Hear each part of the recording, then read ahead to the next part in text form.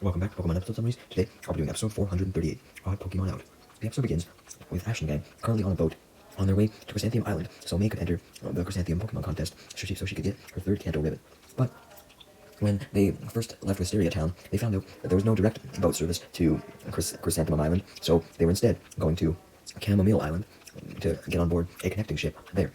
Basically, they would go to Chamomile Island first, and after that, they would go to Chrysanthemum.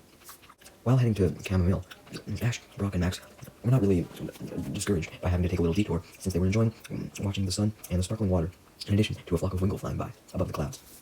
May was pretty anxious to get to her next contest, though, because she wanted to prove that she was still a good coordinator after losing her last contest, and she was still fascinated by the letter and rose that she got from Drew, wondering why Drew had chose to send it in the first place.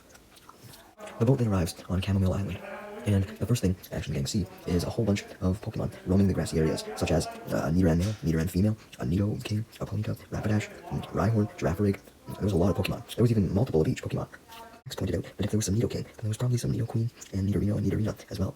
Regardless of if there were more Pokemon on the island or not, Ash and gang were already amazed by how much there were to begin with, and Ash, Brock, and May decided to send out all of their own Pokemon to have fun with the wild Pokemon, with Ash sending forth Pikachu and sending out Donphan, Grovyle, Swallow, and Corphish.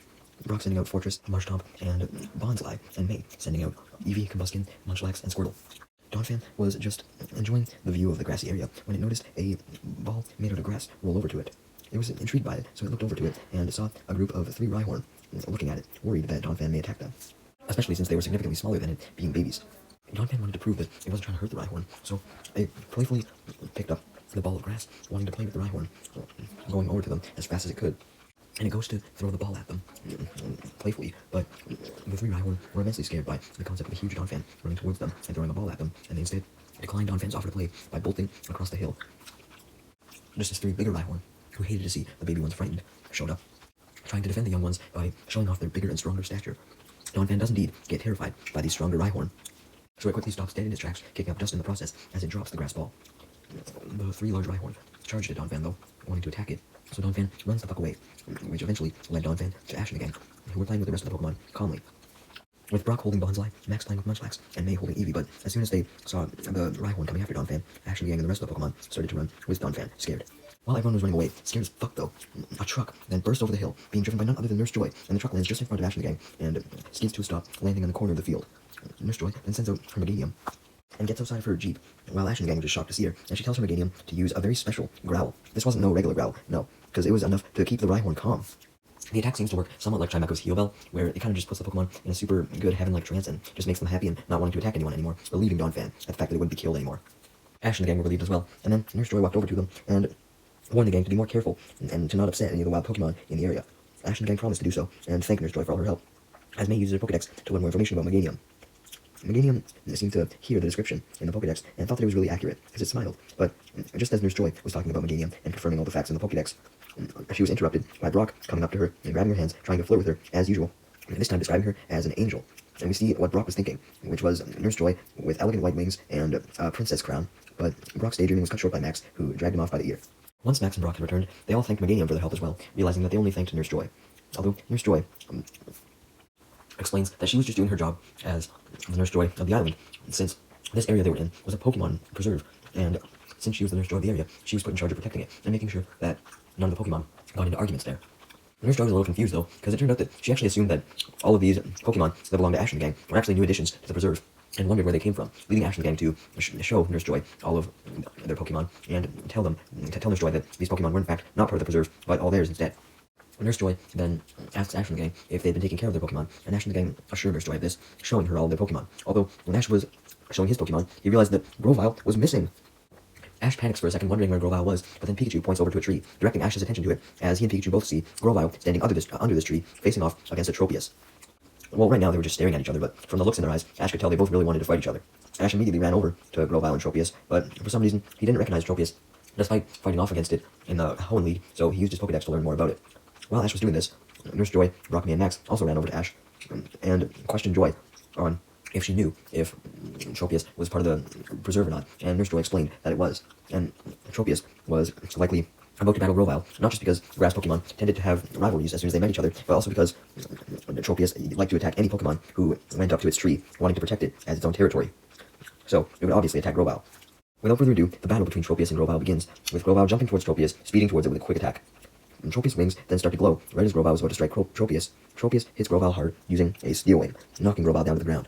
Tropius then gets up off the ground and starts to fly straight towards the knockback Grovyle, as Ash tries to warn Grovyle of potential upcoming attacks from Tropius, but it was too late because Tropius then used a gust, which pinned Grovyle down to the ground, preventing it from getting up. Ash and the gang, Nurse Joy, and Meganium could also feel this attack.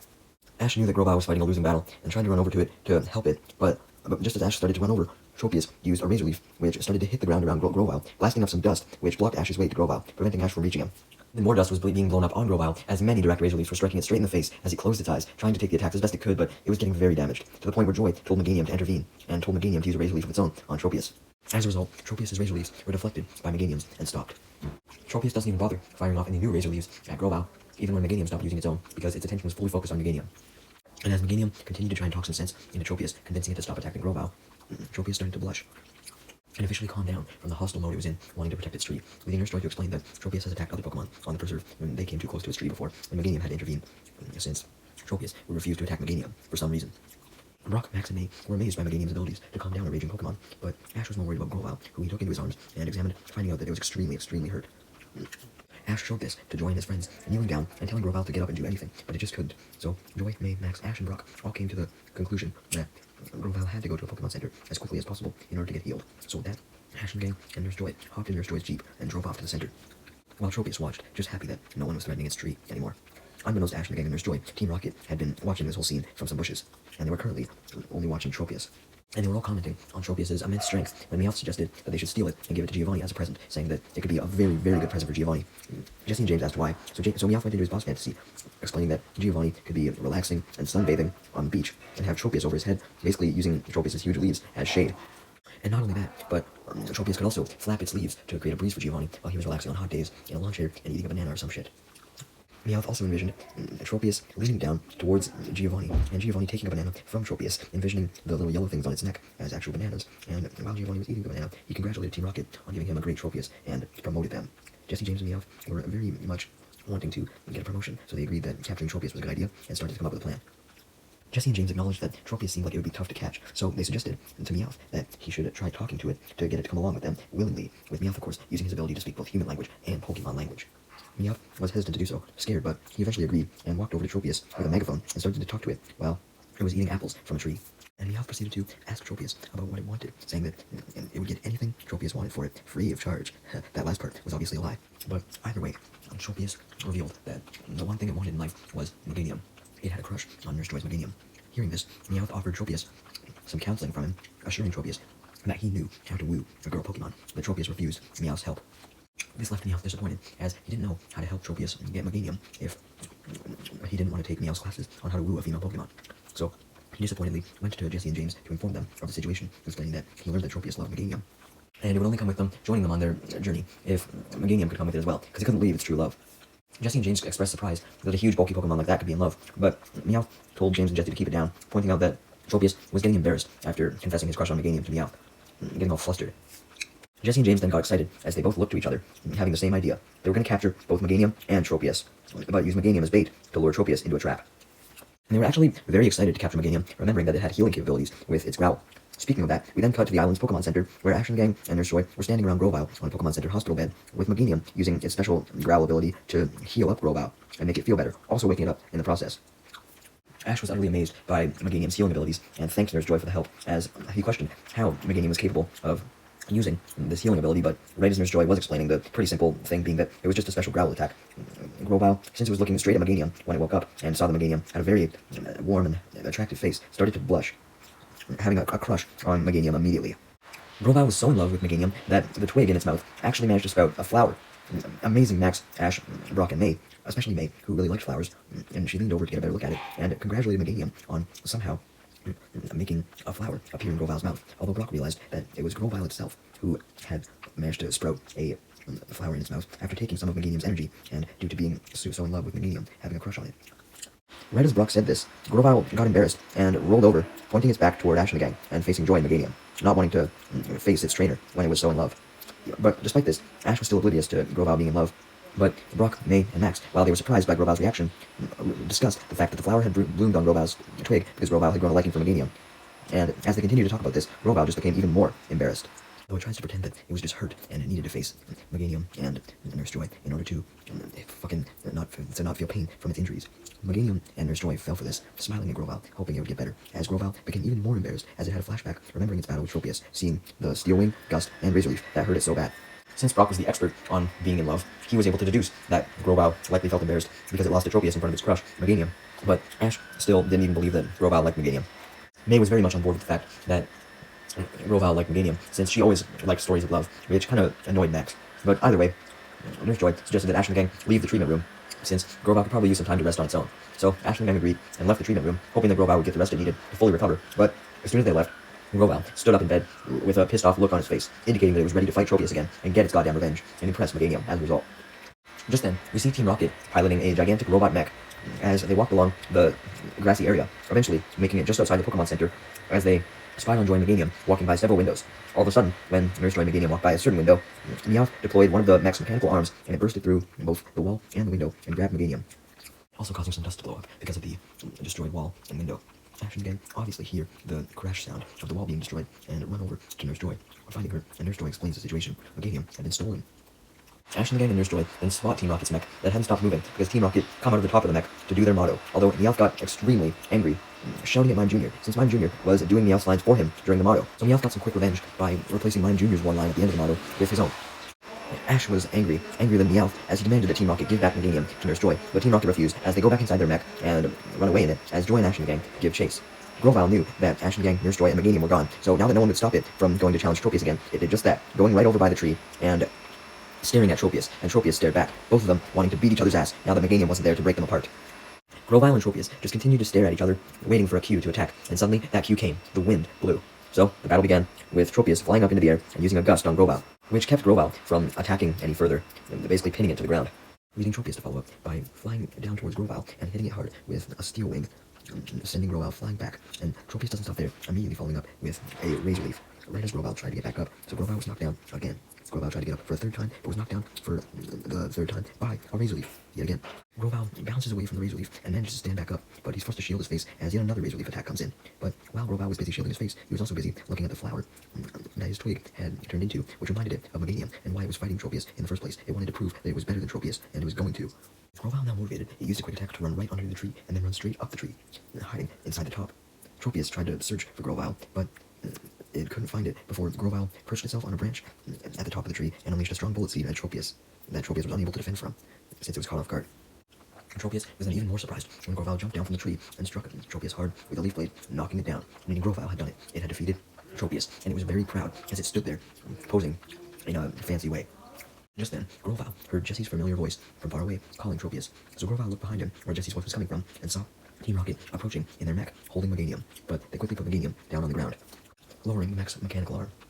The second that Grovyle spotted Meganium, it started to blush again, while Jesse, James, and Meowth from inside their mech saw that Tropius was down and Grovyle was standing up, meaning that Grovyle had beaten Tropius, and Team Rocket were shocked by this, wondering if they wanted Tropius after all.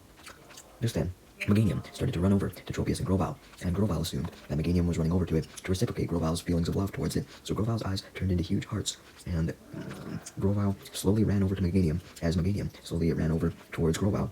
But as Grovyle opened up its arms, wanting to hug Meganium tightly, and basically probably fuck, Meganium actually ended up running straight past Grovyle, shocking Grovyle as he fell to his knees in despair.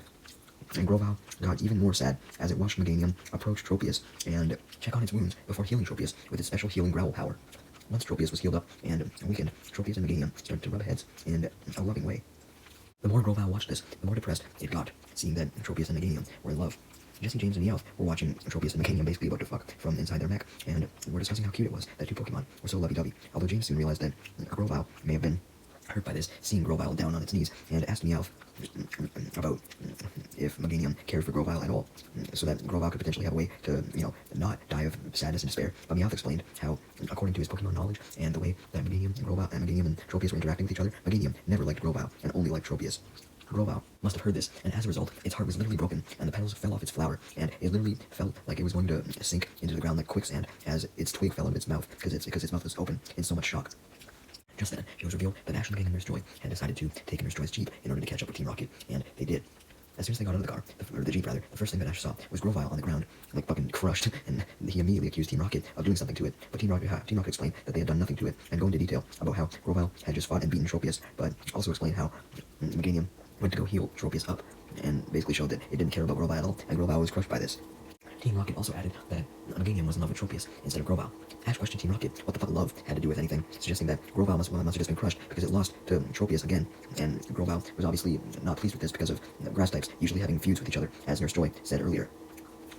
Brock, May, and Max came to the conclusion that was correct, though, telling Ash that Grovyle had actually beaten Tropius since it came to battle it because it wanted revenge on it for beating it earlier, and it also probably wanted revenge because it may have figured out that Tropius may have liked Meganium too, potentially.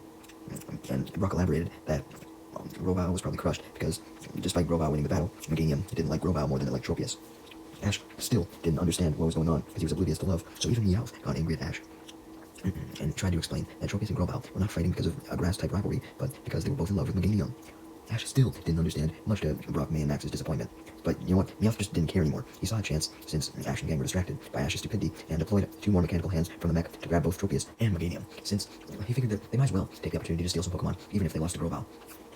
Grovyle observed Meganium being taken, and despite Meganium not recruiting Grovyle's love, Grovyle still felt the need to protect the Pokemon that he loved, and he started to glow. At first, Ash and the gang mistakenly thought that Grovyle was gearing up to use his overgrowth ability, but as they examined Grovyle more, as Grovyle got even more angry, it turned completely white and increased in size. Leading Ash and the gang to get excited as they realized that Grovyle was evolving into its final stage, forcibly doing so because it was so determined to beat Team Rocket and save Meganium. And sure enough, the white light then faded as Grovyle evolved into its final form, Sceptile, which Ash instantly used his Pokedex on to find more about. Ash instructed Sceptile to run up to the mech and jump up on it to save Meganium and Tropius, although Sceptile was already on it, dashing towards the mech, which made Team Rocket scared, knowing how powerful Sceptile would be since it was fully evolved. So Jesse sent out her Viper to battle it, and James sent out his Cacnea to battle it. And Cacnea didn't hug James, since Cacnea was launched by Meowth outside of the mech before he could do so, since Meowth pressed the button. And so Viper was launched outside of the mech as well, and so Viper and Cacnea were heading straight towards Sceptile. As a result, Viper and Cacnea crashed right into Sceptile, sending all 3 down to the ground. And as soon as they landed, Sceptile stared at Viper and Cacnea, wondering what to do, wait for an attack, which Ash had covered for Sceptile, as he simply told him to use Bullet Seed. For some reason that Ash couldn't figure out, though, Sceptile was only able to fire like 2 fucking Bullet Seeds. That was it. So the move wasn't successful. So instead, Ash told Sceptile to attack with a Leaf Blade, but Leaf Blade failed as well, since Sceptile's arms only glow for a second. Team Rocket laughed immensely at Sceptile's failure, and seeing an opportunity to attack the clearly weakened Sceptile. So Jesse has Viper use a Poison Tail, and James has Cacnea use Needle Arm, and both of these attacks attack Sceptile hard, knocking it to the ground directly under Team Rocket's mech, leading Meowth to move up the mech's foot, trying to stomp on Grovyle, hoping to crush it. But just before this could happen, Ash had Pikachu save Grovyle by using a Thunderbolt on the joint on the leg of the mech, causing the mech to fall over and a short circuit as it lets go of Meganium and Tropius, who land safely next to each other on the ground. Once the dust from the mech falling cleared, Nurse Joy ran over to Tropius and Meganium and hugged them, making sure they were okay, and sure enough, they were uninjured. Just then, from the wreckage of Team Rocket's mech, Team Rocket comes out, and Meowth immediately presses a button on a remote control that he had, and their Meowth balloon comes floating down from the sky, and they quickly go in, along with Viper and Cacnea. And they start to fly off right as Sceptile stands up again after being knocked down. Panicking, because it didn't want Team Rocket to get away without it getting its revenge on them, and Ash was panicking too, not wanting Team Rocket to get away without getting what was coming to them. So, Sceptile was about to attack Team Rocket, but Tropius and Meganium didn't want Sceptile to strain itself any further, especially when its attacks were malfunctioning, so they walked in front of it to stop Sceptile from attacking, and then Tropius and Meganium decided to attack together, with Tropius starting to fly after the balloon as Meganium used a Razor Leaf, and then Tropius used a Gust to send the Razor Leaves floating faster towards the Meowth balloon, which ended up destroying the Meowth balloon and sending Team Rocket blasting off, which they were terrified by because the attack was particularly strong. They at first thought they were just going to crash to the ground in the Meowth balloon, but nope, the Meowth balloon was destroyed. Ash and gang then acknowledged how strong Tropius and Meganium were together as Tropius reunites with Meganium, landing by in front of Ash and gang, Nurse Joy, and Grovyle. Ash and the gang then commented on how much Meganium and Tropius really did love each other, and they were happy with this. Well, everyone was happy with this, with the exception of Sceptile, who watched Meganium and Tropius rub noses and have a jealous look on his face, wishing that it was there with Meganium instead. Ash and the gang then returned with Nurse Joy, Meganium, Tropius, and Sceptile to the Pokemon Center, as Nurse Joy starts to say goodbye to Ash and the gang, and explains how, due to Tropius and Meganium being so close to each other, they were now going to live together at the Pokemon Center and work together to help her look after Pokemon at the center. Basically, instead of only Meganium being Nurse Joy's helper, Tropius was going to be her helper too. Because of all the love-related stuff that was going on, Brock took the chance to try and flirt with Nurse Joy and become her husband, so that Nurse Joy could have another new partner to help her out at the Pokemon Center. But Max stopped Brock from flirting as he grabbed Brock by the ear and pulled him away. Ash then held out Sceptile's Pokeball and expressed his concern once he recalled Sceptile about Sceptile's sudden inability to unleash any attacks, and worried about what would happen to it if Sceptile couldn't attack. and wondered if maybe Sceptile had forgotten all of its attacks. But Nurse Joy comforted Ash, telling him not to worry, saying Grovyle was totally fine in a physical sense, and the thing that must have really been wrong with it was just it had a broken heart, which would take time to heal. Ash doubted that Grovyle really just failed to use attacks because of its broken heart, but he did hold out hope that Sceptile would regain its ability to attack once again, and thanked Nurse Joy for the comfort as Ash and the gang said goodbye to her. With that, Ash looked down at Sceptile's Pokeball once more and left the Pokemon Center. Nurse Joy, Gingham, and Tropius then watched and waved Ash and the gang off as they hopped on a boat that was sailing towards the island where May's next contest was taking place, and Ash and the gang waved back to Nurse Joy. And Nurse Joy shouted luck to May for her upcoming contest and all her future contests, and the boat officially disappeared from the island that they were just on. The episode then ends with May super excited for her upcoming contest that was fast approaching once they arrived at the island, and Ash was still looking at Sceptile's Pokeball standing at the front of the boat, hoping that everything would be alright still.